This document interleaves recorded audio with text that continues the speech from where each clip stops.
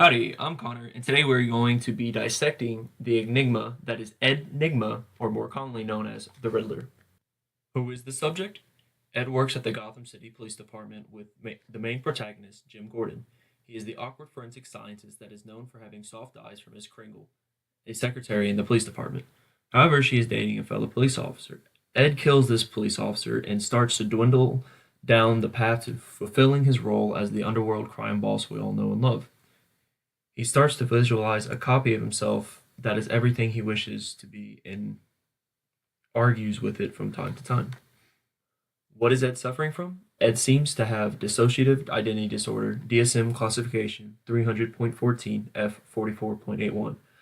This comes about around early childhood or when the subject experiences a very traumatic disorder. This has him having two or more distinct personality states / experience of possession, basically another you, and a recurrent dissociative amnesia, forgetting things that have happened. Well, where's the proof, you may ask? After killing the police officer, a new personality / hallucination is born. This figure is everything that Ed isn't, a firm, strong, and confident man, while Ed is relatively weak and meek. This new personality belittles Ed and sends him on a scavenger hunt to find the body of the second victim, Miss Kringle herself. Another symptom is the gap in memory. After he kills Miss Kringle, the second half of his body takes over, and the original, completely loses consciousness. The second half hides clues to the location of Miss Kringle's body and sends Ed on a scavenger hunt. After this scavenger hunt, Ed completely falls over to his darker inner side and embraces it, becoming the Riddler we love. The third symptom shown is his significant distress and impairment in social life. Well, this is kind of an iffy one because he is also already very socially awkward, and it's there, but it's also just him. The absent symptoms not being due to drugs and disturbances not being part of cultural / religious practices, these can be ruled out because we really do not see Ed partaking in any of these activities. It's just too out there, and they have to be excluded because we really just don't know. How can we treat old Ed? Well, in the show, they kind of just throw him in Arkham Asylum. Kind of not the best of places. Already filled with a bunch of mentally unstable people. Not the best place for him. The second thing he tries to do before that is he tries to repress his inner self to keep it from coming out and taking over.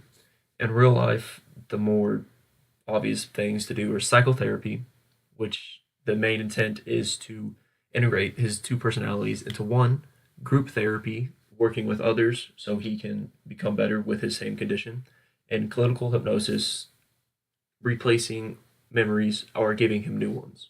One of the outcomes of these, well, sending him to Arkham in the show is kind of goes how it expects. Nothing good happens. He's kind of tortured in there. They try to make him a normal functioning citizen. It just doesn't work. In real life, hopefully the outcome would be, well, the separate personalities would be put together into one single cohesive personality. He can begin to work with others, and the repressed memories that were repressed because they were just too traumatic and causing these new personalities can be rearranged, deleted, or just made better. Now we get to ethical problems.